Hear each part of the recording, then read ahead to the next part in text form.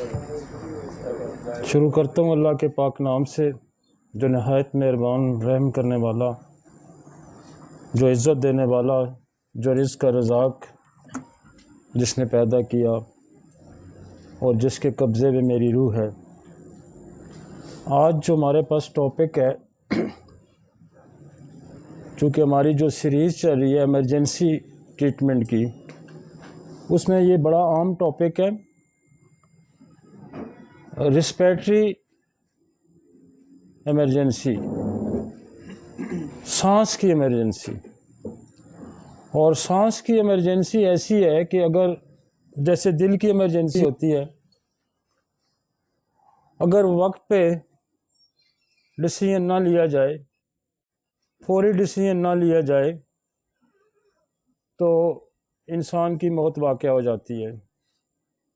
जैसे दिल के अमराज में, जिस्म के और सारे एरियाज़ ऐसे हैं जिनसे इंसान की ज़िंदगी को ख़तरा होता है, लेकिन रेस्पिरेटरी ट्रैक एक ऐसा है कि जब सांस इंसान को नहीं आएगा तो ये मिनटों सेकंडों की फिर बात है, इंसान की डेथ हो जाती है। रेस्पिरेटरी ट्रैक के और बहुत सारे मसाइल हैं जो फिर कभी हम एक सीरीज़ करेंगे जिससे सिस्टम वाइज, उसमें हम डिस्कस करेंगे।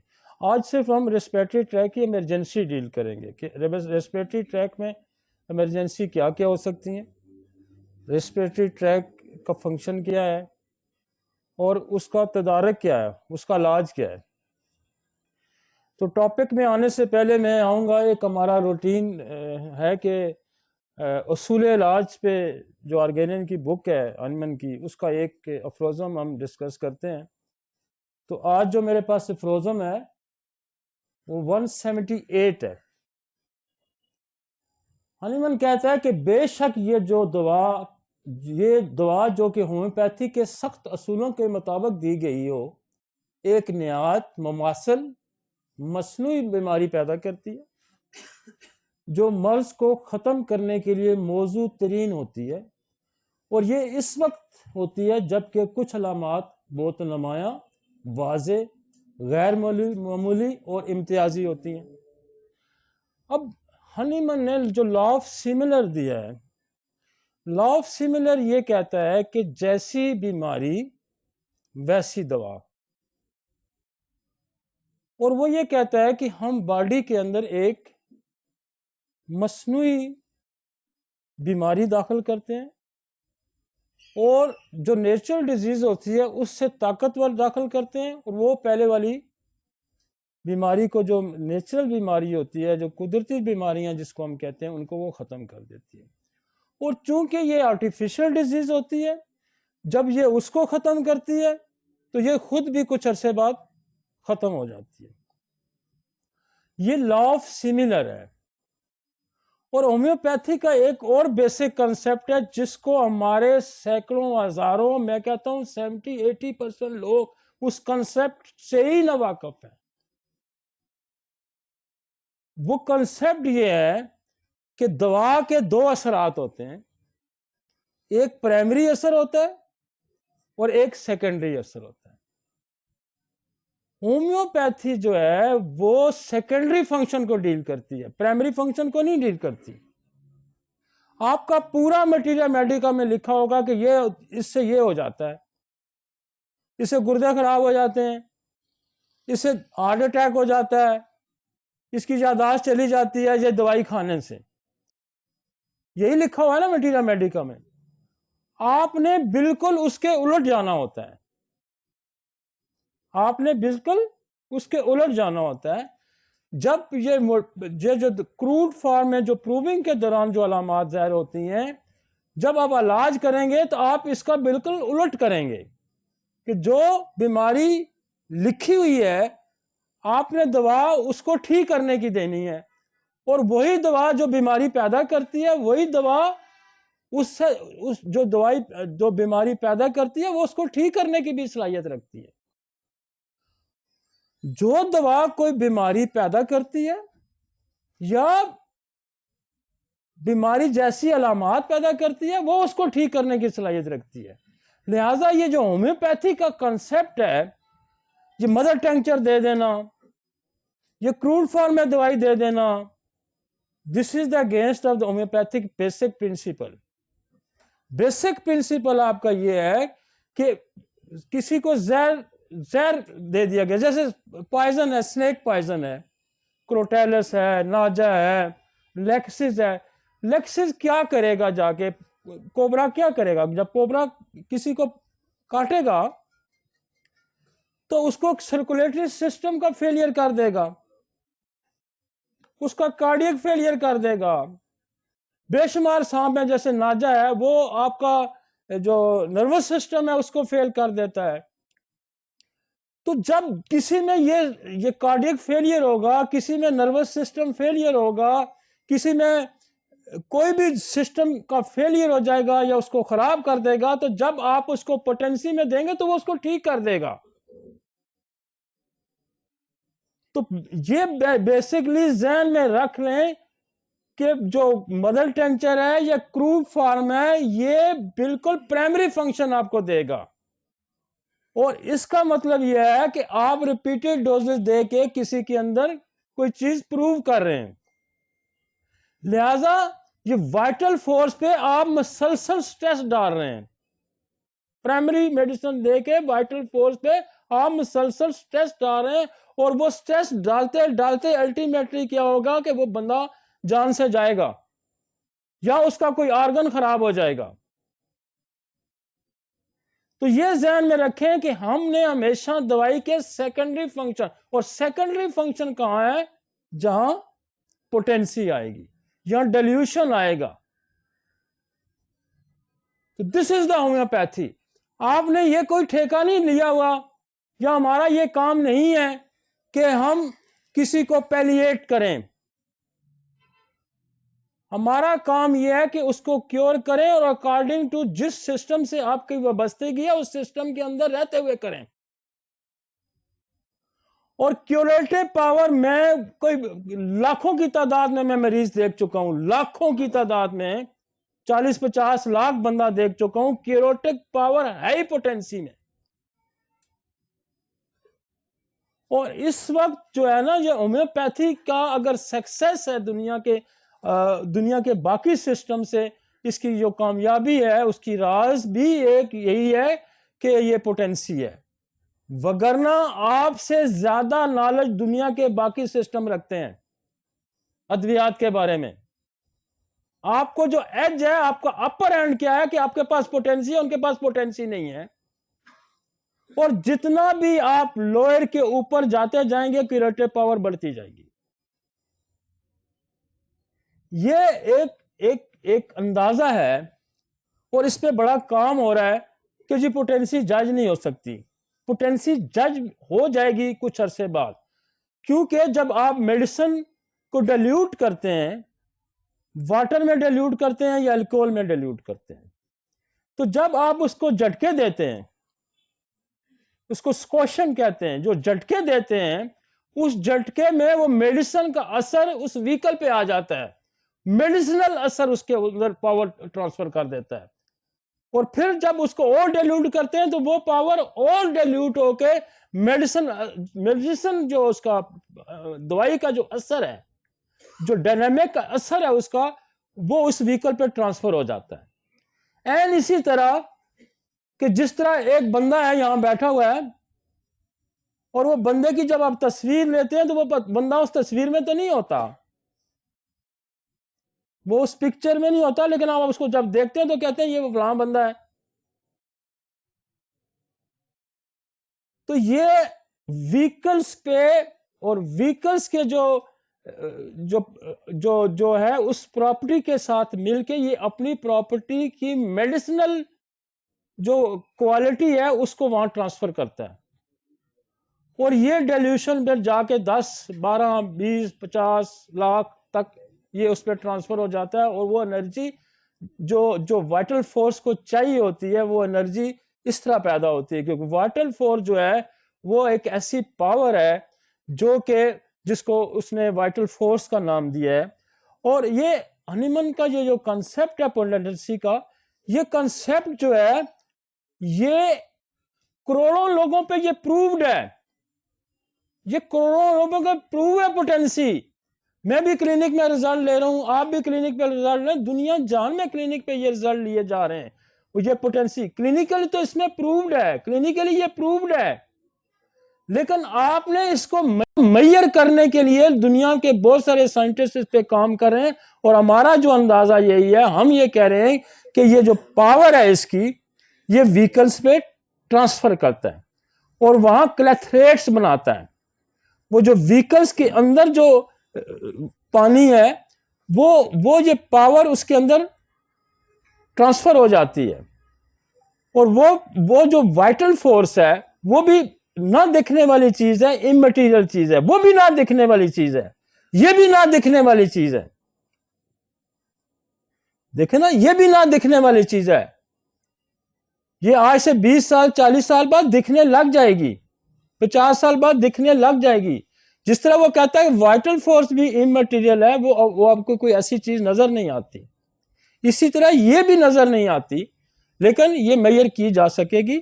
ये आप ये जहन में रखें कि ये मेरा ये अंदाजा है, और ये अंदाजा प्रूव्ड हो जाएगा लगा कुछ अरसे तक कि ये जो मेडिसिनल पावर है ये शिफ्ट हो जाती है व्हीकल्स पे। जैसे एक इंसान की आप तस्वीर ले लेते हैं, और उस तस्वीर को वाइटल फोर्स रिकॉग्नाइज करती है। वो जो व्हीकल पे पावर ट्रांसफर होती है उसको रिकॉग्नाइज करती है वाइटल फोर्स, और वो एनर्जी जनरेट करती है। और अल्टीमेटली जो बॉडी के अंदर डीएनए के अंदर एक तो खराबी है, और एक डीएनए के अंदर जीन्स के अंदर एक एनर्जी है, जो एनर्जी ही इंसान को ठीक करती है, और वो एनर्जी ही सारा प्रोग्राम देती है।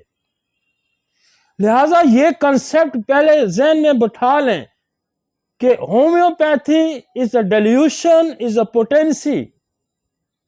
होम्योपैथी जो है वो, और होम्योपैथी जो है वो जैसे न्यूटन का थर्ड लॉ ऑफ मोशन है, क्योंकि न्यूटन जो है वो हनीमन से पहले गुजरा है। ये पॉसिबिलिटी है कि न्यूटन के थर्ड लॉ ऑफ मोशन को फिजिक्स के उसने भी इसको लिया हो, और उससे उसकी सोच में ये चीज आई हो कि every action is equal and opposite reaction, कि हर अमल का एक रद्द अमल होता है और बिल्कुल उसके अपोजिट होता है। ये तो साइंटिफिकली प्रूव है ना। इसीलिए जो डेल्यूशन है, जो पोटेंसी है, वो आप किसी को जमाल कोटा क्रोटोनटिक देते हैं तो उसको मोशन लग जाते हैं, वही जमाल कोटा जब हम 1 ml देते हैं तो उसके मोशन रोक देता है। जो जहर इंसान को मारता है वही जहर हम देते हैं जब पोटेंसी में अपोजिट है ना, तो वो उसको बचा लेता है। तो दुनिया जान की जो बहस लगी हुई है पोटेंसी पे, वो होम्योपैथी के अंदर जो बहस है, वो कोई एक्स में दे रहा है, कोई टेंचर में दे रहा है।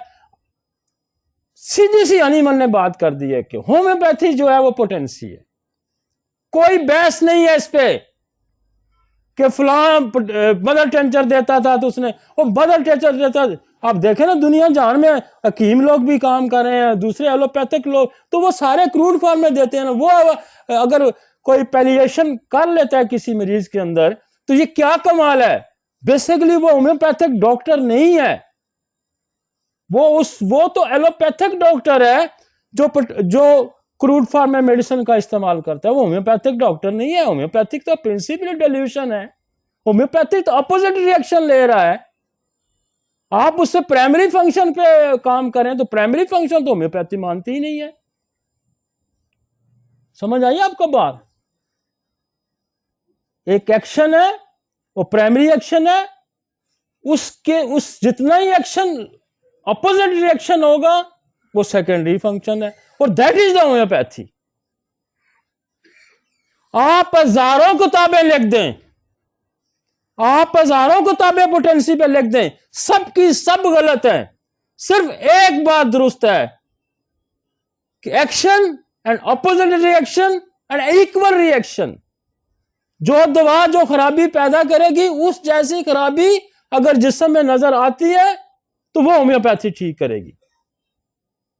समझ आई आपको। इतनी लंबी बहस नहीं है पोटेंसी पे, कोई बहस नहीं है। एक नुक्ता है जो डिफर करता है दुनिया की सब साइंसेस से। वो क्या नुक्ता है? Every action equal and opposite reaction.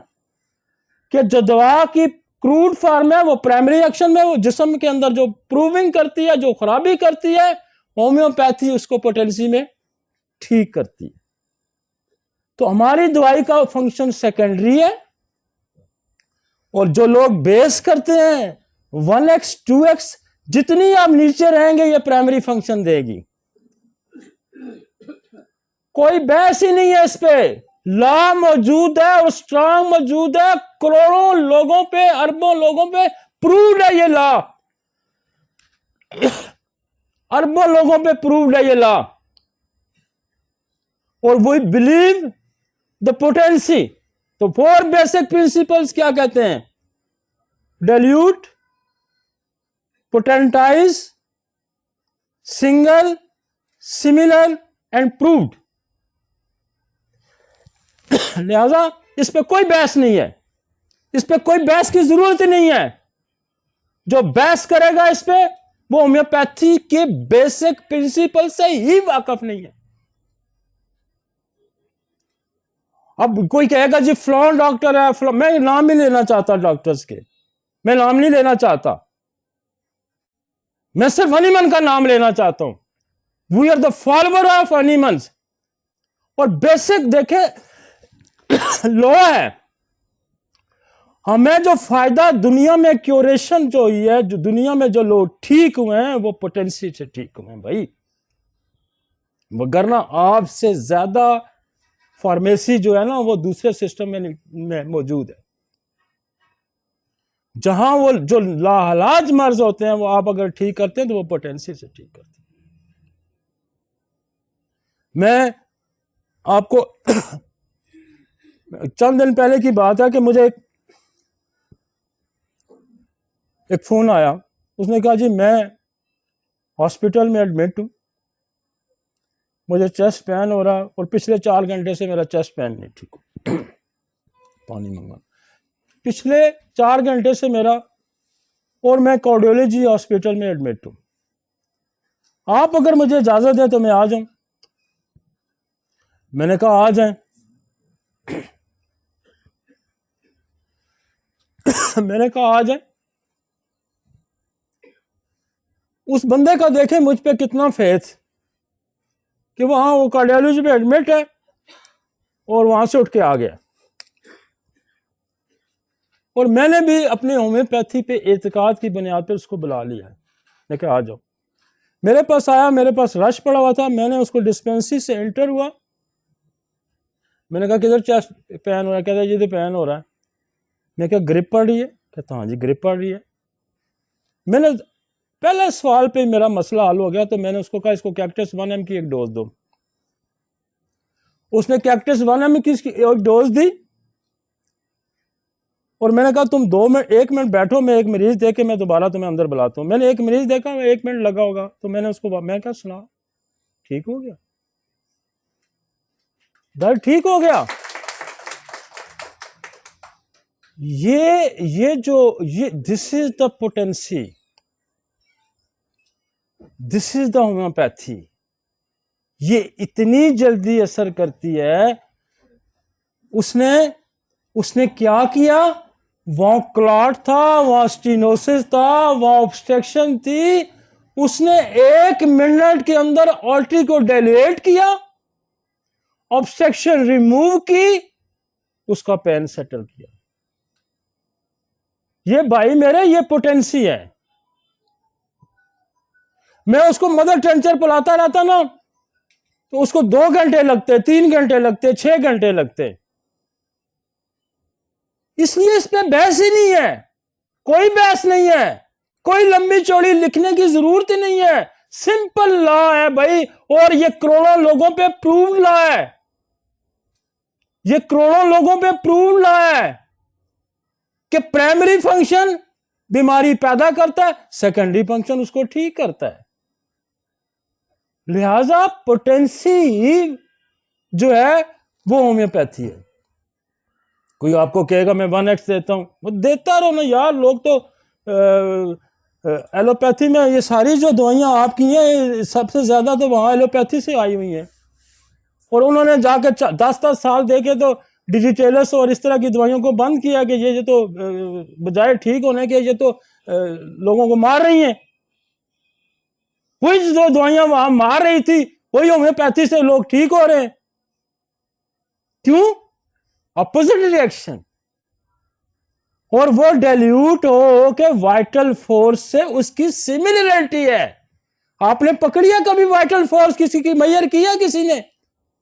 पैमाश हो सकी है वाइटल फोर्स, लेकिन बॉडी के अंदर डीएनए तक जीन तक वाइटल फोर्स मौजूद है। वो ये कहता है जर्रे जर्रे के अंदर मौजूद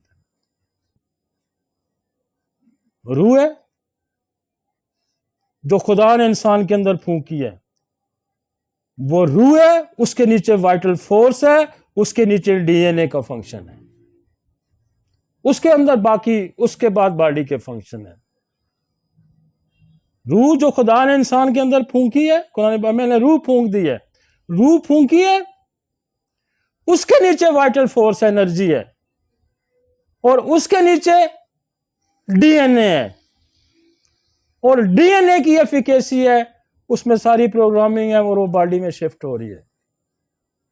और उस डीएनए को अगर आप क्रूड फॉर्म में कोई चीज देंगे तो वो डीएनए को और खराब करेगा, उसको और धक्का देगा और प्रेस करेगा, और अल्टीमेटली जो ही उसको स्पेस मिलेगी उसने रिएक्ट करना है, और रिएक्ट करना है तो उसने बंदे को मार देना है। जिस तरह स्नेक पॉइजन, आप उसको 1 कतरा देंगे नहीं मरेगा, 2 कतरे देंगे, 4, 10, जब चम्मच पिला देंगे तो क्या होगा? फिर मर जाएगा। फिर वही वाइटल फोर्स रिएक्ट करेगी और रिएक्शन के अमल के तौर पे वो मर जाएगा। इसलिए उसको डाइल्यूट करके देंगे जो वाइटल फोर्स से मुताबिकत रखता है। This is the similar, this is the similar.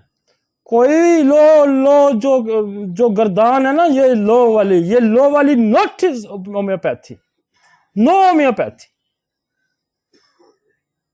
दुनिया में जितने लोग क्योर हुए हैं, ठीक हुए हैं, देखें, पैलिएट होने की मैं बात नहीं करता, जो ठीक हुए हैं वो पोटेंसी से ठीक हुए। आते हैं जी टॉपिक पे, आ गया जी।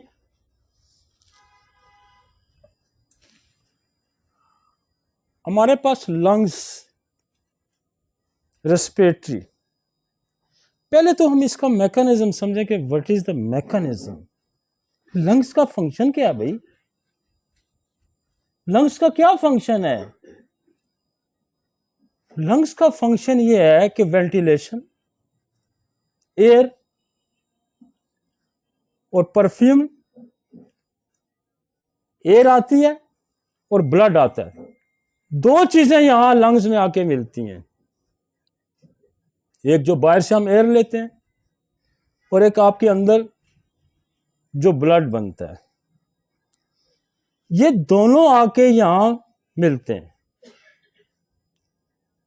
अब दोनों यहां मिलते हैं, और उस ब्लड के अंदर जो आपके बॉडी के अंदर से ब्लड फेफड़ों में आता है, गंदा खून जिसको कहते हैं, डीऑक्सीजन, कार्बन डाइऑक्साइड वाला खून, वो खून जो है उसके अंदर यहां ऑक्सीजन शामिल होती है, इनहेल करता है ऑक्सीजन वो एक्सेल करता है कार्बन डाइऑक्साइड बाहर, और वो ऑक्सीजन वाला जो ब्लड है वो जिस्म में जाता है, और ये जिंदगी है, ये जिंदगी है। समझ आई आपको कि ये जो लंग्स का फंक्शन क्या है? लंग्स नाक से, मुंह से, यहां से एयर लेके जाता है, और वो एयर के साथ एक कॉम्बिनेशन बनता है, किसका? ब्लड आता है, ये दोनों का इंट्रैक्शन होता है, और वहाँ एक केमिकल प्रोसेस होता है। उस प्रोसेस के तहत जो गंदा खून होता है, डीऑक्सीजनेट खून होता है, उसके अंदर ऑक्सीजन वहाँ शामिल होती है, और फिर वो ऑक्सीजन जो है आपके जिस्म के लिए। अब इस प्रोसेस के अंदर जो ऑब्स्ट्रक्शन आ जाएगी, रुकावट आ जाएगी, वो सांस के मसाइल पैदा करेगी। समझ आ गई आपको? अब हम इसका थोड़ा सा मैकेनिज्म आपको यूं मैं पढ़ा भी देता हूं। Deoxygenated blood from whole body is entered in the right atrium of the heart. जो आपकी बॉडी के अंदर खून एक दफा गया, वो इस्तेमाल हुआ और डीऑक्सीजनेट हो गया, ऑक्सीजन बॉडी ने ले ली, वो जब वापस आएगा कहां आएगा? Right atrium of the heart में आएगा। Then this blood is enter in right ventricle from ये पहले जो इंटर होगा वो राइट एट्रियम में होगा और फिर वहां से ये एंटर हो जाएगा राइट वेंट्रिकल में। This shifted to both lungs by 2 pulmonary arteries। ये जो गंदा खून है अब बाकी जिस्म से वैन के जरिए आ रहा है, यहां हार्ट में सिस्टम उलट है, बाकी गंदा खून वैन लाती है। अब यहां हार्ट में जब गंदा खून है तो आर्टरी जो पुल्मोनरी आर्टरी है वो लंग्स में इसको लेके जाएगी। ठीक है, समझ आ रही है आपको?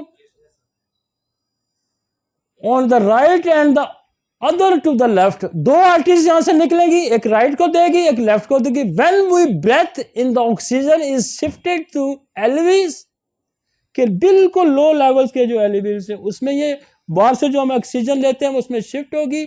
Small balloon in the lungs, जो स्मॉल बलून्स होते हैं उसने गुब्बारे जैसे बनाए, छोटे छोटे गुब्बारे होते हैं। And then this oxygen is enter in the blood at alveoli levels. This oxygen rich blood is shifted from the lungs to the heart, left atrium। ये फिर वापस आएगा 4 पुल्मोनरी वैन के लिए वापस। अब ये वैन के साथ जा रहा है, वहां वैन के साथ गंदा खून आ रहा है, यहां वैन के साथ साफ खून जा रहा है हार्ट में।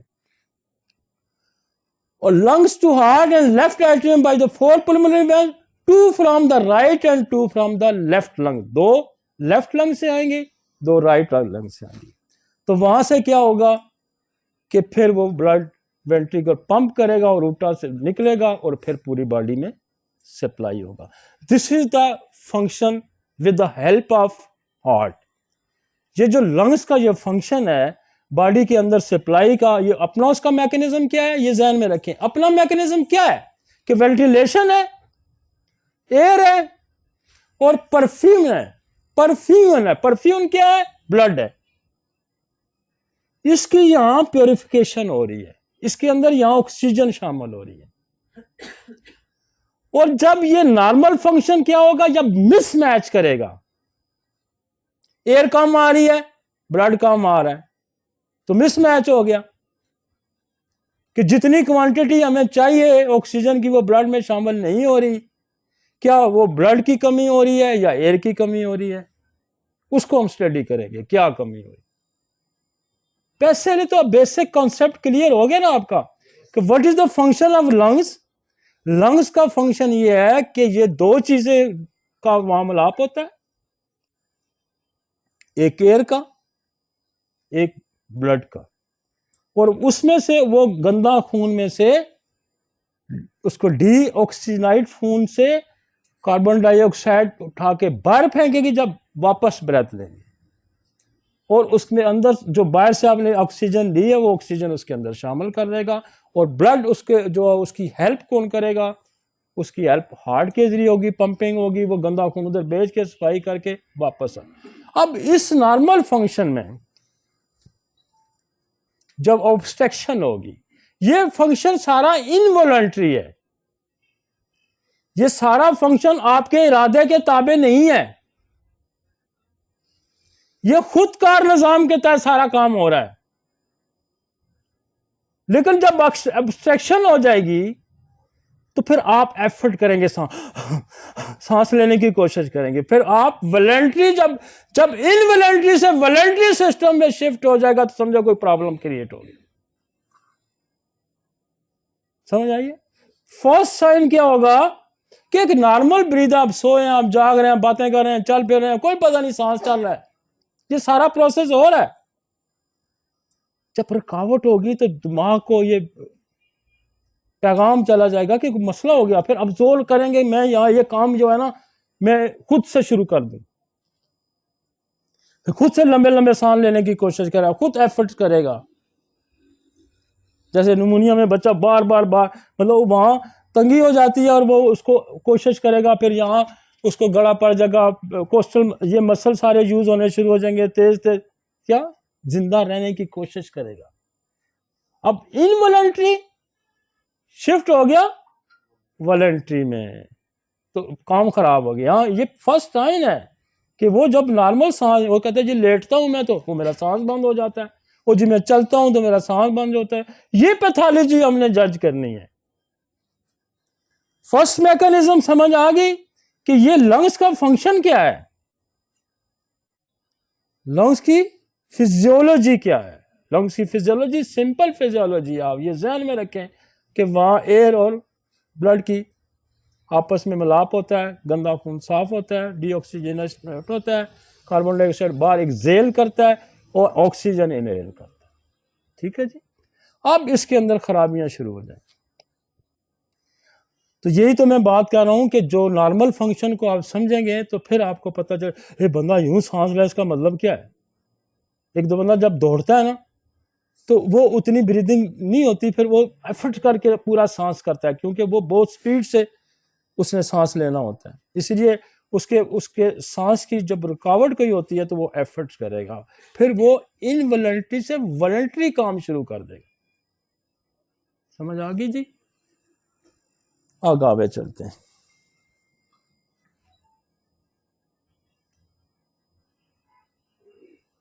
इसमें एक मैं टॉपिक पे आगे जाऊंगा, एक हम आपको लिस्ट देते हैं मेडिसिन की।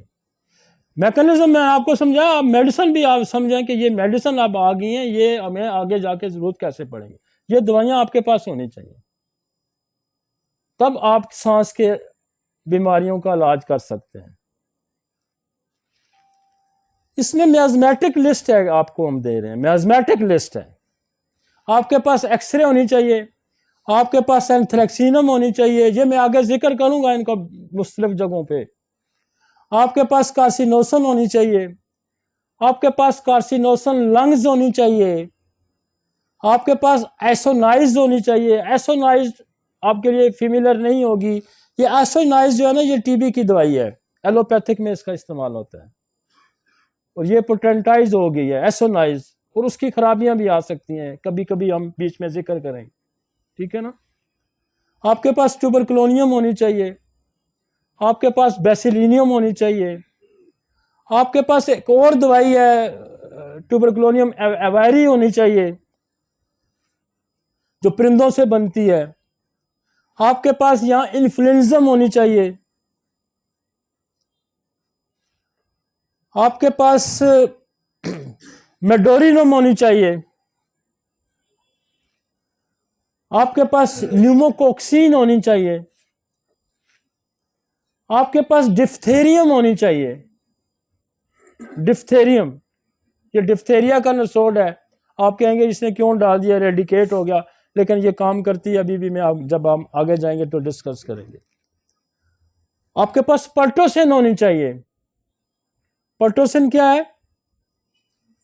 पर्टोसिन जो है ये काली खांसी का नसोड है, और आपको पता है काली खांसी भी बंदे को मार देती है ना। डिफ्थेरिया मार देता है। तो ये आपके पास नसोड जरूरी है। जो मेरे जहन में और भी दवाइयां आती जाएंगी मैं आपको फिर साथ साथ बताता जाऊंगा, लेकिन ये नसोड, ये दैट इज द इंटरकरंट रेमेडी। अगर आपके पास ये भी नहीं है तो आप इलाज नहीं कर सकते। ये मेरी बात याद रखें, ये रखें आप दवाइयां। इसमें कुछ चीजें ऐसी हैं जो आपको नहीं मिल सकेंगी, जैसे कार्सिनोसन लंग्स आपको नहीं बाहर से मिल सकेगी, हमारे पास चूंकि ये है। आइसोनाइज भी आपको बाहर से नहीं मिलेगी क्योंकि ये यानी अवेलेबल नहीं है, मैं ये बाहर से लेके आया हूं। ठीक है जी।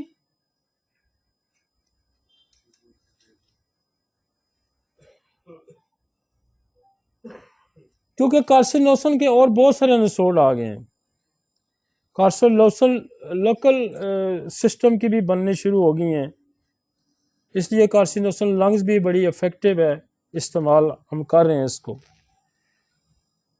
आगे चलते हैं।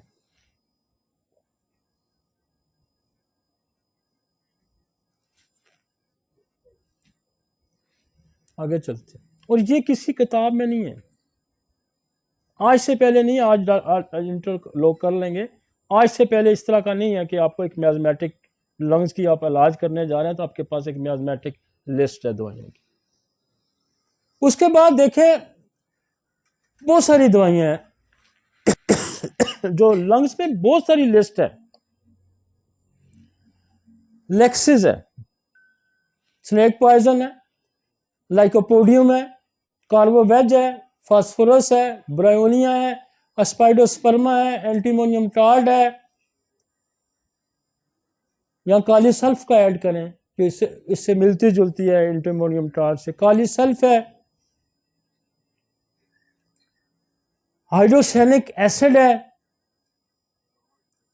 ग्रेंडेलिया है, लोबेलिया इनफ्लाटा है, बुलाटा ओरिएंटल है, आर्सेनिक आयोडाइड है, नाजा को इंटर करें, नाजा वो लेक्सिस के साथ नाजा डाल दें, नाजा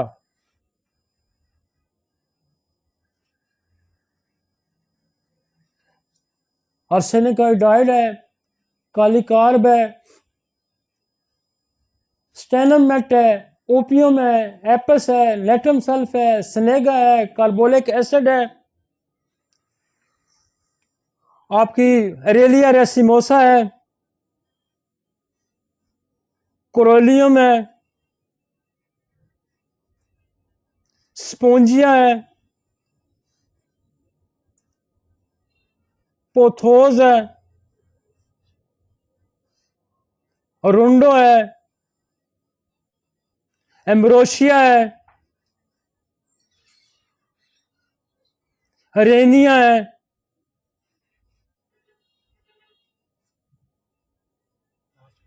रेनिया,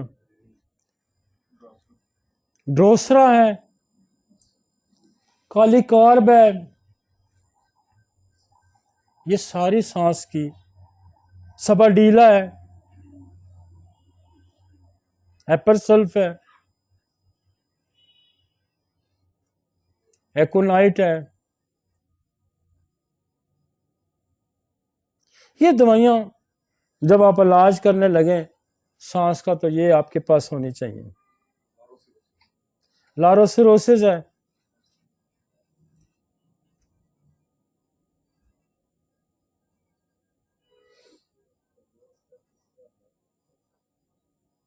पल्सट्रीला,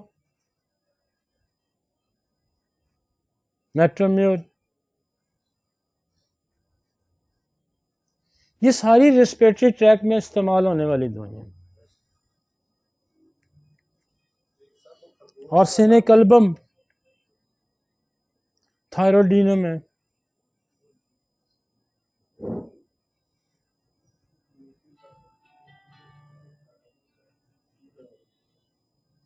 और सेक्लोफ्लोरिया है। लेट्स बाकी मुझे जो याद आती जाए, हमने एक लंग्स के अपने मसाइल हैं देखें। अब फिर एक और चीज आपने देखनी है, एक तो आपने लंग्स का मैकेनिज्म समझा, एक लंग्स का अपने मैकेनिज्म से फिर हम आ जाते हैं जब इलाज करने लगेंगे तो फिर हमें एक तो लंग्स के अपने मसाइल हैं, रेस्पिरेटरी ट्रैक के अपने मसाइल हैं, नाक से लेके वलाई तक ये अपने मसाइल हैं, लेकिन इसके साथ कुछ रिलेटेड मसाइल हैं जो लंग्स को खराब करते हैं, जो लंग्स के इस फंक्शन को डिस्टर्ब करेंगे। तो फौरन हमें यह देखना है कि ये लंग्स का अपना मसला है या कोई बाहर का मसला है। तो हम सिर्फ लंग्स के पीछे नहीं रहना आपने, जब आप इलाज करने लगेंगे तो यहां एक तकसीम एक और आ जाएगी। पहले तो आपने लंग्स का मैकेनिज्म समझा, उसके अंदर जो रुकावट आएगी हम उसका तदारा करेंगे, लेकिन कुछ और चीजें ऐसी आएंगी जो लंग्स पे प्रेशर डेवलप करेंगी। इसको कहते हैं डिफरेंशियल डायग्नोसिस। डिफरेंशियल डायग्नोसिस कि आप जब डायग्नोस करते हैं तो फिर आपको और भी सोचना, यार कुछ और भी हो सकता है, लकीर के फकीर नहीं रहना, चुकने होके काम करना होता है। डिफरेंशियल डायग्नोसिस बनाने वाला ही कामयाब डॉक्टर है। डिफरेंशियल डायग्नोसिस बनाने वाला ही कामयाब डॉक्टर। अब डिफरेंस, एक तो पुल्मोनरी प्रॉब्लम होंगे, लंग्स के अपने मसाइल क्या हो सकते हैं, निमोनिया हो सकता है, COPD क्रॉनिक ऑब्स्ट्रक्टिव पुल्मोनरी डिजीज हो सकती है, एस्थमा हो सकता है, लंग्स न्यूप्लाज्म हो सकता है, लंग्स का कोई कैंसर हो सकता है, प्लूरल ओफियन हो सकता है, लंग्स के अंदर पानी पड़ सकता है, न्यूमोथोरॉक्स हो सकता है, कोई इंजरी हो सकती है, फट सकता है, कहीं से लीकेज हो सकती है, पुल्मोनरी एम्बोलिज्म हो सकता है, कोई क्लॉट कहीं बॉडी से होके कहीं और मूव करके आ सकता है, यार प्लीज, कोई और मूव करके आ सकता है, नीचे पेरिफेरी से चला, वो आके हार्ट में आया, हार्ट से निकला तो वो आके लंग्स के अंदर उसने रुकावट पैदा कर दी, रुकावट तो बंदे की सडन डेथ होगी। जब सांस ही नहीं आ रहा, एयरवे नहीं आ रही, तो ऑब्स्ट्रक्शन होगी। तो ये एयरवेज ऑब्स्ट्रक्शन कोई और हो सकती है। तो ये आपको ध्यान में रख रहे हैं कि ये लंग्स के प्रॉब्लम हो सकते हैं। मसलन नाक से यहां ऑब्स्ट्रक्शन हो सकती है, एडिनाइड्स बढ़ सकते हैं, DNS हो सकता है, थ्रोट के टॉन्सिल इनलार्ज हो सकते हैं, यो स्कीज कर सकता है, माउथ के अंदर कोई इंफेक्शन हो सकता है। ये सारा ट्रैक है हमारा, ये ट्रैक पे नजर रखना है आपने, नोक से लेके लंग्स के नीचे तक आपने ये ट्रैक पे पूरे पे नजर रखनी है। ये इसके अपने मसाइल हैं, लेकिन इसके साथ और भी मसाइल आ सकते हैं। नेक्स्ट हाँ जी, कार्डियोवैस्कुलर मसाइल हो सकते हैं।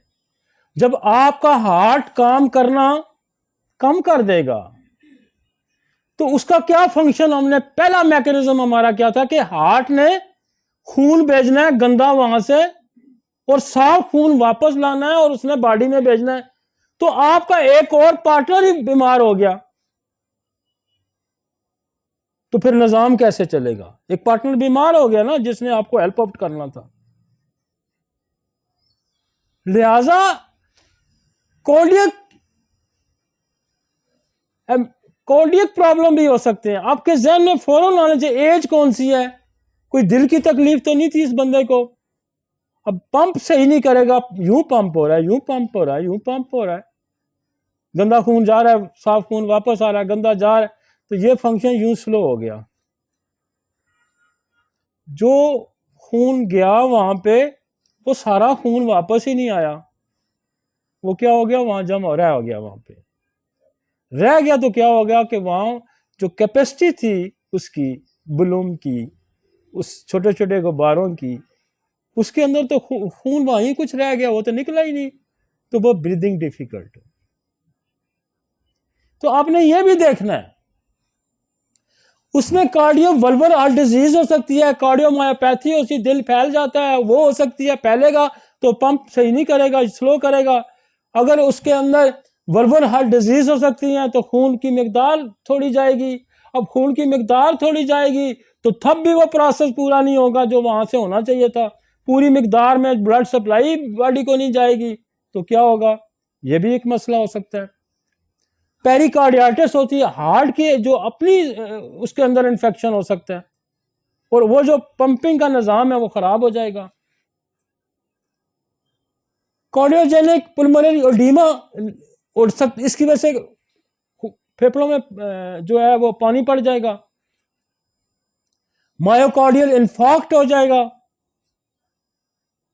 अगर मायोकार्डियल इंफार्क्ट हो जाता है, दिल का अटैक हो जाता है, तो तब भी सप्लाई, दिल ने पंप ही छोड़ दिया, उसकी एफिकेसी अगर 55 से है 70 तक उसकी एजेक्शन फ्रैक्शन होनी चाहिए, तो वो 20 पे आ जाएगी, वो 25 पे आ जाएगी, वो 15 पे आ जाती है, तो वो तो फंक्शन ही सारा डिस्टर्ब हो गया।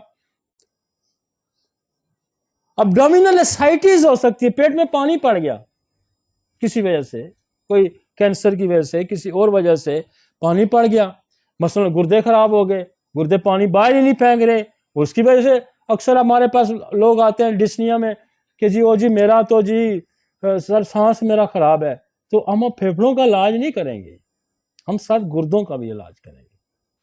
गुर्दों का फंक्शन बेहतर करेंगे ना तो पानी बाहर फेंकेगा ना, कि अब सांस ठीक करते रहेंगे, सांस ठीक करेंगे तो सांस ठीक नहीं होगा। ये बेसिक मैकेनिज्म हमें समझने हैं, और इनके तदारक हैं सारों के, इन सारों के तदारक हैं। अच्छा, इसके साथ साथ साइकोजेनिक प्रॉब्लम आ सकते हैं, कोई नफ्सियाती मिसाल आ सकते हैं। और मैं सैकड़ों डिस्निया के केसेस, हमने सैकड़ों हजारों हमने ठीक किए इग्नेशिया दे दे के। आप लंग्स के चक्कर में पड़ेंगे, प्रॉब्लम ही कहीं और आ रहा है। पैनिक अटैक्स आ गए, हाइपर वेंटिलेशन सिंड्रोम आ गया, ये बहुत सारे आगे चले। समझ आ रही है? अलर्ट। अब मेरे पास एक बच्ची आती है, वो उसका सांस खराब है, इमरजेंसी में जाती है, फिर जाती है, फिर इमरजेंसी में जाती है, फिर आती है। वो मेरे पास जब आई तो उसका सांस खराब हो गया, तो उसका भाई जो है वो कहने लगा कि जी वो पॉलीथिन लाओ, जी पॉलीथिन लाओ, इसके मुंह पे चढ़ाओ। अब देखे ना, आप एक बंदे को सांस ही नहीं आ रहा तो उसको पॉलीथिन चढ़ा रहे हैं, वो कहते हैं पॉलीथिन चढ़ाएंगे तो ठीक हो जाए। मेरे जहन में एक मैं क्या, ये तो साइकोलॉजिकल प्रॉब्लम आ गया, ये तो अपोजिट जो है, एक बंदे को ऑक्सीजन चाहिए तो उसको तो पॉलीथिन चढ़ा रहे हैं ये। तो मैंने गणेश में कहा ठहर, पॉलीथिन ना चढ़ाना इसको।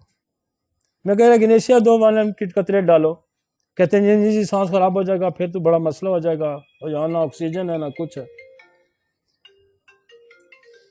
समझ आई आपको? जो ही मैंने गणेशिया डाली तो बंदा आले पॉलीथिन वाला पीछे, मैंने रोक दिया उसको, मैंने कहा इधर ही खड़े रहो।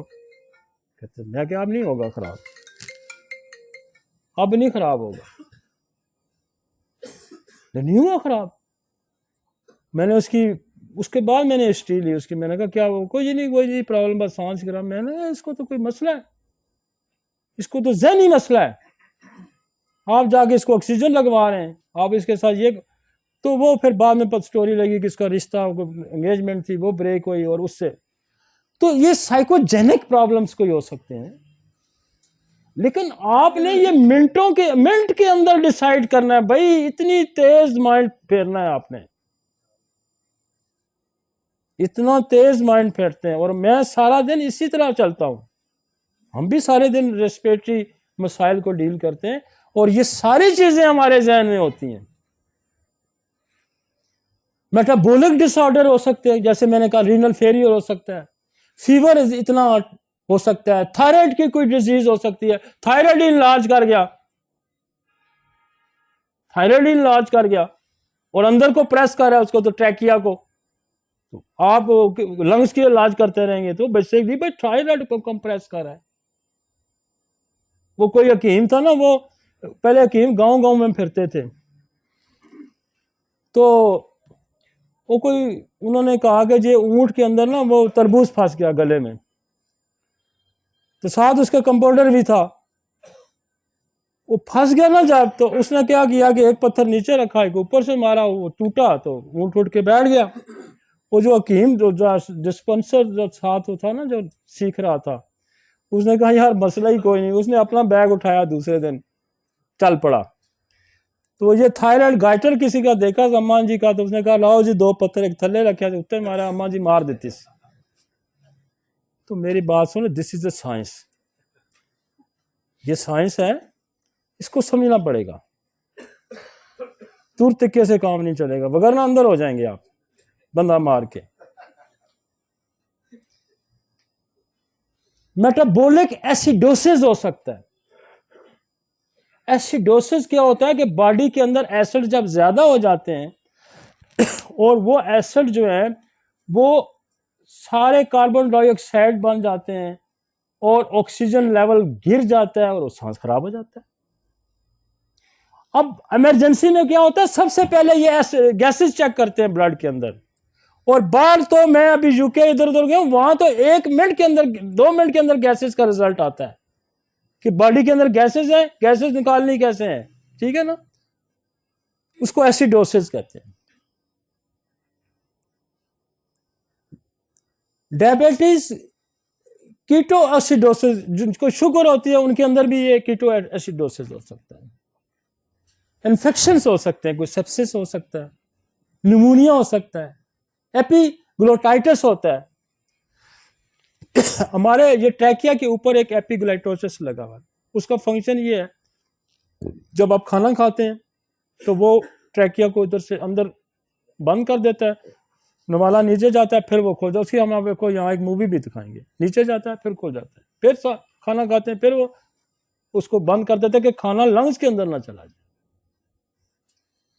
ठीक है, जिसको बाद में एस्पिरेटरी निमोनिया भी लोगों को हो जाता है। कोई चीज खुराक, कोई पानी अंदर फेफड़ों में चला जाता है। तो वो नेचुरली एक खुदा ने यहाँ एक सिस्टम लगाया हुआ कि जो ही खाना आएगा तो वो उसने उसको बंद करना है। ये ट्रैकिया है ना, इसके पीछे खुराक की, ये सामने ट्रैकिया है, इसके पीछे खुराक की नाली है। तो पीछे से खाना जब उतरेगा तो ये ट्रैकिया के यहाँ ऊपर, मुंह के ऊपर ही वो लगा होता है, यूं परसा, यूं यूं होगा फिर बंद हो जाएगा, फिर यूं होगा फिर बंद हो जाएगा। ये एपिग्लोटाइटिस। उसके अंदर जब सोजन हो जाएगी, कोई इन्फेक्शन हो जाएगा, तो क्या करेगा, वो रास्ता बंद कर देगा। रास्ता बंद गया तो सांस ही नहीं, हवा ही नहीं, एयर ही नहीं गई, काम खराब हो गया। लाए जी, अब हम इनको डिटेल से पढ़ते हैं, साथ साथ दवाइयां भी डिस्कस करते हैं। ठीक है जी, कुछ समझ आ रही जी? हम दुरुस्त ट्रैक पे जा रहे हैं। हाँ जी, ये इसको कहते हैं एपिग्लोटिस। ये पीछे देखे ना, खुराक जा रही है, समझ आ गई है? इसको तो हम डिटेल आगे जाके देखेंगे। ये ट्रैकिया यहां इसके मुंह पे लगा हुआ है। ये जब जो ही खुराक ऊपर से, देखो कितना सेकुलराइज किस्म का सिस्टम है, खुदकार निजाम। खुराक आई बंद, फिर उठ गया, फिर खुराक वाला, फिर बंद, फिर उठ गया। चले जी, आपने टॉपिक शुरू करते हैं। अब तक हमने एक बेस समझी, एक बेस बनाई, डिफरेंशियल डायग्नोसिस का जिक्र किया, और अब हम जो नॉर्मल फंक्शन से अब नॉर्मल होगा वो क्या क्या हो सकता है, वो कुछ चीजें हमने डिस्कस की। अब डिटेल पे चलते हैं। अब डिफरेंशियल डायग्नोसिस में एनीमिया हो सकता है, साइनाइड पॉइजनिंग हो सकती है, कार्बन मोनोऑक्साइड पॉइजनिंग हो सकती है, जो मरी में मरे हैं। ये मरी में जो मरे हैं, ये वही कार्बन डाइऑक्साइड इनहेल करते रहे तो मरे हैं। ये समझ आइए आपको? ये भी हो सकता है। और न्यूरोमस्कुलर डिसऑर्डर, पोलीमायोसाइटिस हो सकता है। इन्फ्लेमेशन मुख्तलिफ किस्म की मसल्स की हो सकती है। और आपको बताऊं, ये जो पोलियो माइलाइटिस है, ये भी डेथ करता है, सांस के जो नर्वस अटैक करके तो डेथ कर देता है। आपकी एलर्जीज हैं बहुत सारी। क्लस्ट्रोफोबिया लोगों को होता है, लिफ्ट में बैठते हैं, वो भी एक टॉप, क्लस्ट्रोफोबिया भी नीचे लगा दे यार। क्लस्ट्रोफोबिया होता है वो जी, ट्रेन में सफर करता है, सांस बंद हो जाता है, लोग अक्सर मरने लगते हैं, वो भी एक इमरजेंसी है। उसको भी बड़ी अच्छा होम्योपैथी डील करती है।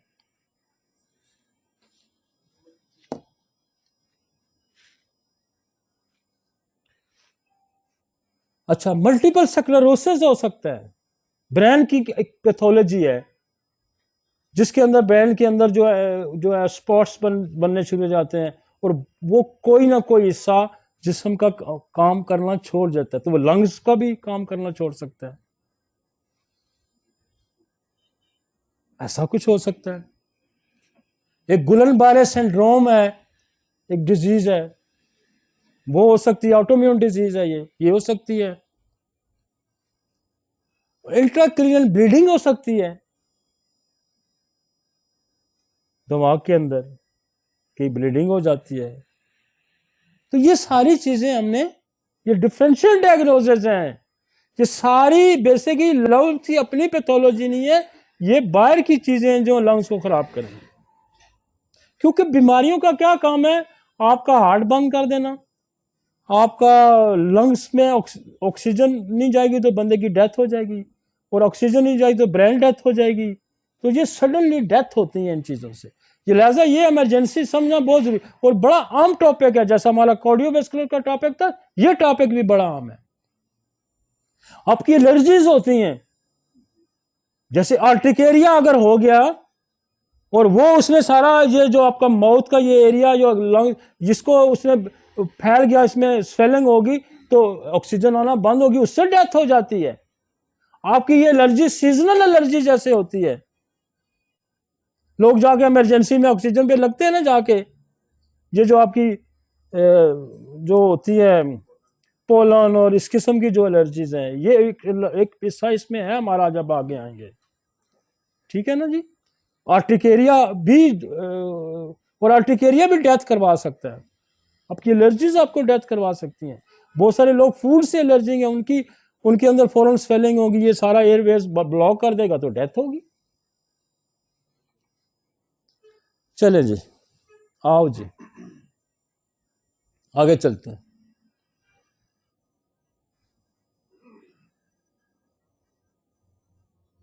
पहला टॉपिक हमारा जो है ना, वो इन्फ्लेमेशन ऑफ लंग्स के अंदर इन्फ्लेमेशन हो रही है। आप जरा इसकी पिक्चर जरा लाए, जरा इसकी पिक्चर लाए।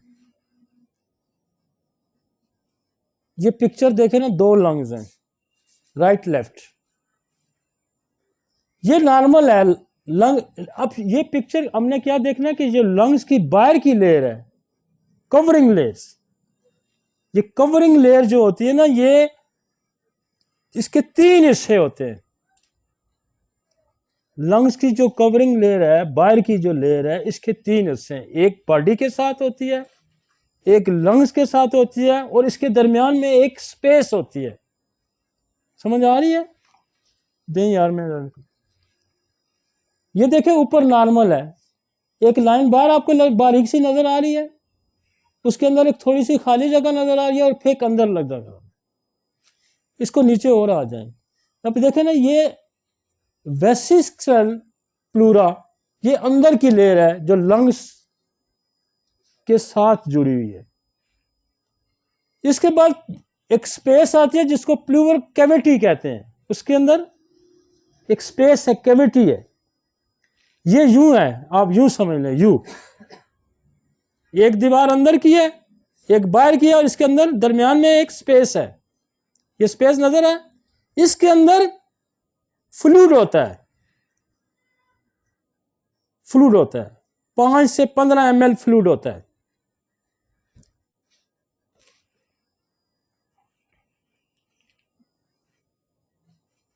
ये देखिए, ये नॉर्मल है ना, ये देखें, ये इसके अंदर एक लेयर है, ये वाली, ये जिसका ये जिक्र कर रहा है, वेस्टिबुलर रेल, ये लेयर है अंदर वाली। और इसके बाद ये प्लूवर कैविटी, ये दरमियान में एक स्पेस आ गई है, यहां भी नजर आई, ये स्पेस है। और इसके बाद पार्शियल प्लूरा है, जो कि ये जो डायफ्राम है इसकी तरफ होती है। तो आप ये समझ लें, ये गली सी है, एक अंदर है, एक बाहर है, बीच में स्पेस है, और इस स्पेस के अंदर फ्लूइड होता है। जो नॉर्मल फ्लूइड है वो 5 ml से 15 ml होता है। अब हो क्या कि जब इन्फेक्शन होगा ना, ये तस्वीर आपने समझ ली, तो आपने प्लूरेसी भी समझ ली, और आपने जो इसमें फ्लूइड आ जाता है ना, पानी पड़ जाता है, वो भी आप समझ जाएंगे। अब ये जो पानी है ना, ये 15 ml या 5 ml, ये जब 20 हो जाएगा, ये 30 हो जाएगा, तो फेफड़ों पे वो स्ट्रेस आना शुरू हो जाएगा। समझ आएंगे? ये प्लूराइटिस है, प्लूरेसी है, या इन्फेक्शन है, इन्फ्लेमेशन है। अब आए एक और, मैं आपको समझा, एक और है इसके अंदर। आगे चले थे, आगे चलो, आगे अगला टॉपिक ले आओ, इसके अगला ले आओ। अब देखें, ये स्पेस थी ना, ये वाली जो, अब ये लंग्स देखें, पूरा लंग्स ये है, ये नॉर्मल लंग्स है, ये पूरा लंग्स है ना।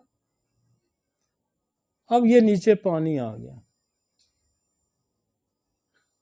ये इसको ऐसा ही होना चाहिए था ना, ये नॉर्मल है प्लूरा, ये लाइनिंग देखें ना, यहाँ नॉर्मल है, ये भी नॉर्मल है, एक लेयर ये है, एक लेयर बाहर की है, एक लेयर अंदर की है। अब ये देखें नीचे, पहले नीचे जमा होता है पानी, अब यहाँ पानी ये जमा हो गया है, ये प्लूरोफियन हो गया। जब प्लूरोफियन आया तो ये इतना एक्सपेंड नहीं अब कर पा रहा, तो क्या हो गया, ब्रीदिंग डिफिकल्ट होगी। और वापस लाए उसमें, समझ आ गई? जब कहते हैं ना फेफड़ों में पानी पड़ गया, प्लूरिसी होगी, वो बेसिकली ये है। लेकिन जब नमूनिया होता है ना, तो फिर अंदर के मसले शुरू हो जाते हैं, वो और प्रॉब्लम है। वो जो सिक्रीशन है ना, वो अंदर की सिक्रीशन तेज हो जाती है, तो अंदर जो ब्रोंकाई है उसको ब्लॉक कर देती है। अब ये फेफड़ा सांस नहीं ले रहा, पूरा एक्सपेंड ही नहीं हो रहा। अब आए वापस लाए उस फर्स्ट नंबर पे आते हैं। ये थोड़ा सा मैं इसलिए समझ, अब दवाइयां क्या करेंगी, अब देखिए, ये pain due to inflammation of the partial pleura, ये जो हमने कहा है, इसके अंदर इन्फ्लेमेशन होगी और वो लंग्स में दर्द बताएगा और ब्रीदिंग भी डिफिकल्ट होगी। प्रेजेंटेशन क्या की, लोकलाइज शॉर्ट पेन आएगा, made worse by the coughing, sneezing, deep breathing, pain radiate to the ipsilateral shoulder, ये दर्द शोल्डर तक भी जाएगा। आप देखेंगे जब आपके पास एक बंदा आ रहा है, वो कह रहा है जी मुझे यहां दर्द है, जब जो दर्द है तो ये आप समझें कि ये कोई इन्फ्लेमेशन है, सांस लेने में मुश्किल हो रही है। तो वो जो हमने आपको जगह बताई थी कि ये यूं जगह है, उसके अंदर कोई इन्फ्लेमेशन होगी, पेन। अब पेन होगा तो ये ध्यान में रखें कि कोई इन्फेक्शन भी हो सकता है, इन्फ्लेमेशन उसी वजह से हो सकती है। तो पहली दवाई यहां ट्यूबरकुलोनियम जाती है, पहली दवाई बेसिलिनियम जाती है, पहली दवाई ट्यूबरकुलोनियम जाएगी, पहली दवाई यहां बेसिलिनियम जाएगी कि कोई इन्फेक्शन है जो कि बाद में हम इसका कल्चर लेके भी डायग्नोज कर सकते हैं कि कौन सा बैक्टीरिया इसके अंदर आ गया, क्या हो गया। लेकिन पहली दवाई आप फौरन आप ट्यूबरकुलोनियम देंगे, और उसके बाद ड्रोसा फौरन पेन रोक देती है, कालीकार्प पेन रोक देती है, ये सारी यहां इन्फ्लेमेशन की दवाइयां। लाइकोपोडियम, लेक्सिस पेन रोक देगी।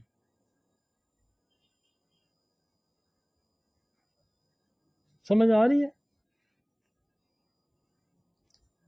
लेकिन आपको फौरन, चूंकि ये ध्यान में रखें कि इन्फ्लेमेशन है, इसके अंदर कोई ऐसा पॉजिटिव ऑर्गेनिज्म भी हो सकता है, लिहाजा फौरन जो है ना ट्यूबरकुलोनियम सेफ कर देगी, बेसिलिनियम सेफ कर देगी और इन्फेक्शन को रिड्यूस कर देगी। बाद दफ़ा एक डोज के खाने के 10-5-7 मिनट के बाद पेशेंट रिलीफ महसूस करना शुरू कर।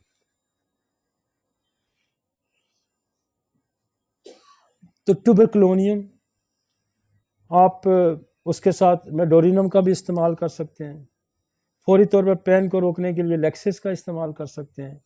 फौरी तौर पर पेन को रोकने के लिए आप ड्रोसरा का इस्तेमाल, कालीकार्प का इस्तेमाल कर सकते हैं। लाइकोपोडियम अच्छा कर देती है। तो ये फौरी तौर पे, और ये ध्यान में रखें कि this is the pleurisy. Bryonia बहुत अच्छा, जब वो कह रहा है ना सर जरा जा सांस लेना, और ब्रायोनिया इमीडिएटली आप एक ट्यूबर की डोज दें, 5 मिनट बाद ब्रायोनिया की एक डोज देते, ब्रीदिंग इजी हो जाएगी। ये ब्रायोनिया की सिम्टम है। यहां हाथ रखेगा, जो ओहो सांस लेता है दर्द, और जो सांस नहीं लिया जा सकता, फौरन ब्रायोनिया दे, फौरन ब्रायोनिया दे, साथ ही खाते हुए रिलैक्स कर जाएगा। समझ आ रही है जी? आगे चलते हैं। आगे पानी वाला आ गया ना, पानी पड़ गया। जो हमने नीचे वो आपको दिखाया था, ये तो इन्फ्लेमेशन हुई, पेन शुरू हो गया। नेक्स्ट टॉपिक पे आए जी, प्लूरोफियन। Absorption of pleural fluid occurs through the partial pleural lymphatics normally there is only about 5 to 50 ml, मैंने जब पहले भी बताया कि 5 से 15 ml fluid in the plural space, ये जो स्पेस है इसमें 5 से 15 ml होता है। A pleurophion is abnormal accumulation of fluids pleural space। Simple सी बात है, मैकेनिज्म है कि वो जो स्पेस समझे कैविटी, मैंने कहा ये जगह जो ऐसे है उसके अंदर 5 से 15 ml की गुंजाइश है, वो 20 हो जाता है, 50 हो जाता है, 100 हो जाता है, तो पानी बढ़ गया। पानी बढ़ गया तो ब्रीदिंग मुश्किल होगी।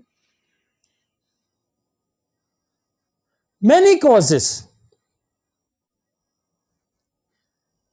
कॉजेज हो सकते हैं। मैनी कॉजेज क्या है?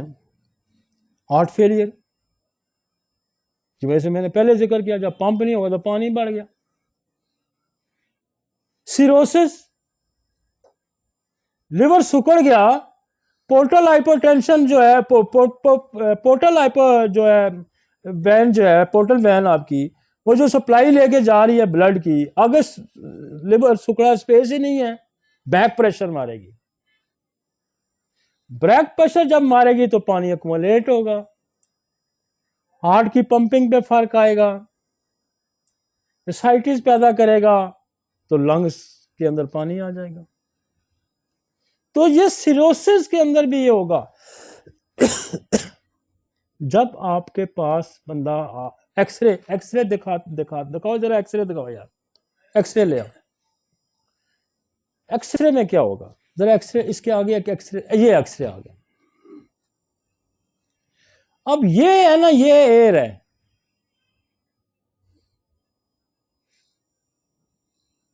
आपको मरीज का एक्सरे जब आप कराएंगे, ये एयर है, जो ब्लैक एरिया नजर आ रहा है, ये दिस इज द एयर, और ये एरिया सारा पानी है। आप कैसे डायग्नोसिस बनाएंगे? यूं एक्सरे देखा, ओ अच्छा पानी आ गया।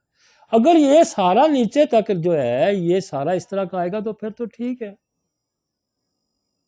ये इधर ठीक है, इधर पानी है। यही जो है ना, ये वाला, ये उलट हो गया ना, ये इधर आ गया। अब उसने एक्सरे उल्टा लगाया ना, ये वाला जो है ना ये है, और ये वाला ये आ गया। लेकिन एक्सरे में यूं तो, स्कैन में, उसमें एक्सरे में आपको यूं नजर आएगा। ये तो हमने समझाने के लिए आपको बता रहे हैं, लेकिन आपके पास ये पिक्चर नहीं आएगी कि आप आसानी से बच्चों की तरह समझ लें। आपके पास ये पिक्चर आएगी, ये सफेद पानी है और ये काला काला एयर है। समझ आ गई है? प्लूरोफियन एक्सरे देखा आपने, आज ये आप देखें, ये कितनी नुक्ता है, मामूली सही नुक्ता है ना जी। आपने यूं ओए ओए पानी पड़ गया, आपको पता ही नहीं ये काला क्यों है, पीला क्यों है, चिट्टा क्यों। आपको तो अगर समझ नहीं, आपने क्या इलाज करना? नहीं होगा, अब नहीं होगा, वो किस्से कहानियों वाले काम खत्म हो। अब आपको एक्सरे, और ये वो इतना बड़ा फन नहीं था ना, आपने समझ लिया ना। वाइट एरिया नजर आ, पानी है, दूसरा है, बस ठीक है। ये पानी कितना ज्यादा आप यहां से असेस कर सकते हैं। अब इस पानी का ऊपर वापस चले ना, मैं वहां पर ऊपर वापस चले, मैं कॉजेज पे दवाइयां बताता हूँ, कॉजेज पे बताता हूँ। वापस चले। अब कार्डियोवैस्कुलर प्रॉब्लम है, हमने क्या करना है? उसको एपस शुरू कर देनी है, एपस शुरू कर देनी है। एपस क्या करेगी? पानी ड्रेन करेगी, पानी फौरी तौर पर यहां से निकालने की कोशिश करेगी। आप उसको एपस देंगे 1 ml दिन में 3 दफा दे दें, फिर 200 पे आ जाएं, रोज एक खुराक दें। साथ हमने हार्ट के फंक्शन को इंप्रूव करना चाहिए। अब नाजा की ये सिम्टम है कि नाजा जो है ना, कार्डियक कफ का पैदा होगी जब पानी आ गया। कार्डियक कफ कब होगी? जब पानी आ गया था। और उसके साथ क्या होगा कि जो नाजा है ना, वो फेफड़ों में पानी उससे उसकी सिम्टम है फेफड़ों में पानी, क्योंकि कार्डियक एक्टिविटीज कम हो। लेक्सिस, लाइकोपोडियम, ओरोमेट, लारस रोसिस, जो हार्ट की डिजिटेलिस, हम क्या करेंगे, लेक्सिस 1M देंगे, लाइको 1M देंगे, ओरोमेट में हार्ट के फंक्शन को बेहतर करने की कोशिश करेंगे। हम हार्ट के फंक्शन को बेहतर करने को साथ हम ड्रेन करेंगे। पैरेलली हमने भी अटैक करना है। क्या करना है? पानी ड्रेन करना है, एपस देनी है, पानी निकालेगी किडनी से, और उधर हमने उसका हार्ट के फंक्शन को इंप्रूव करना है। यही पैरामीटर हम सिरोसिस में लेंगे। लिवर की दवाइयां शुरू कर देंगे, क्रोटेलस देंगे, चिलिडोनियम देंगे, क्लोस्टिनम देंगे, लाइको देंगे, साथ साथ जो लिवर की सिरोसिस को ठीक करने वाली है, फास्फोरस है, जितनी भी वो दवाइयां, साथ हम इसको एपस से भी यहां मदद लेंगे कि वो पानी को ड्रेन करें। और एक और दवाई है कोएशिया। कोएशिया क्यू से है, QAIUSIA, कोएशिया। कोएशिया क्या कहती है? वो असाइटिस जो लिवर के सिकुड़ने की वजह से आए, लिवर के सिरोसिस की वजह से, कोएशिया। और उसके साथ आप फर्ज करें जी हेपेटाइटिस था, उसको आप हेपेटाइटिस सी था, उसके वजह से सिरोसिस हुआ या कोई, तो क्लोस्ट्रीनम, चिलिडोनियम और क्रोटेलस ये आप देंगे, ये लिवर के फंक्शन को इंप्रूव कराएंगी। बहुत सारी दवाइयां लिवर की ये फंक्शन को इंप्रूव कराएंगी। साथ साथ एपस 1M डेली कर दें उसकी। अगर ज्यादा पानी है तो सुबह दोपहर शाम 2-4 दिन दे दें, ताकि पानी ड्रेन हो जाए, प्रेशर कम हो जाए, साथ लिवर इंप्रूव करना सके। तो ये हम पैरेलली चलाते रहेंगे, पैरेलली चलाते रहेंगे, तब फ्यून कम होगा, फेफड़े रिलैक्स होंगे आपकी पेशेंट। देखें ना, ये डायग्नोसिस बेसिकली मैकेनिज्म हमने समझा। वो क्या गया है? पानी पड़ गया ना फेफड़ों में। पानी क्यों पड़ गया है? लिवर की वजह से पड़ गया। आप फौरन अल्ट्रासाउंड रिक्वायर करें, आप चेस्ट एक्सरे रिक्वायर करें। अल्ट्रासाउंड में सिरोसिस लिखा हुआ आ जाएगा, चेस्ट एक्सरे करेंगे तो पानी पड़ा हो जाएगा, हार्ट इनलार्ज नजर आ जाएगा, इको करा लें, साथ फौरी तौर पर क्लिनिकली दवाइयां दे दें, और शॉर्टली आप एपस को बार बार देंगे। फौरी तौर पर आपको अगर ब्रीदिंग बहाल करनी है, डायलेट करनी है, जो लंग्स को डायलेट करना है, अब लेक्सिस दे फौरन डायलेट कर देगा, अब लाइको दे फौरन डायलेट कर देगा, अब कार्बोहाइड्रेट फौरन डायलेट करेगा। इमरजेंसी के साथ साथ यूं आप उसको निकालेंगे। साथ ये प्रोसेस शुरू कर देना, आपने ये ध्यान में रखना। साथ ये प्रोसेस हमने शुरू कर देना। फौरन एक्सरे कराते हैं जिस बंदे का सांस खराब होता है, फौरन। दुनिया जान के अंदर ये सिस्टम मौजूद है। First chest X-ray, ultrasound, cardiography, आप 3 टेस्ट कराएंगे, आपके पास पिक्चर आ जाएगी कि फेफड़ों में पानी क्यों पड़ा, निमोनिया है, तभी आपको पता चल जाएगा। मजा आ रहा है? कोई नहीं मजा आ रहा? साइंस की जो लंग्स है ना, लंग्स, वो आप क्या समझ रहे हैं कि ये मेरी 25-30 साल प्रैक्टिस है, और इस लेक्चर के साथ भी 4 बंदे इन्वॉल्व थे। Chest specialist, cardiologist, child specialist और जनरल डॉक्टर्स और इमरजेंसी स्पेशलिस्ट। आप नहीं ये समझते कि ये चीजें ऐसे नहीं समझ आ रही। दुनिया का कोई लेक्चर ऐसे डिलीवर नहीं हो सकता।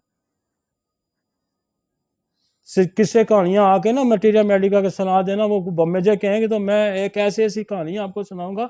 मेरे पास तो केसेस इतने हैं, मैं सिर्फ केसेस अपने बयान शुरू कर दूं तो मैं जितने मैंने केसेस ठीक किए हुए, जितने केसेस मैंने ठीक किए, मैं वो दिन रात बयान करता हूं तो कई साल लग जाएं। हमने इतने केसेस ठीक किए हुए हैं। लेकिन बात यह है कि हमने लोगों को एक पूरी चीज समझानी है। एक समझो, लॉ ऑफ सिमिलर को समझो यार, डिजीज को पहले समझो, फिर दुआ उसके लिए ढूंढो।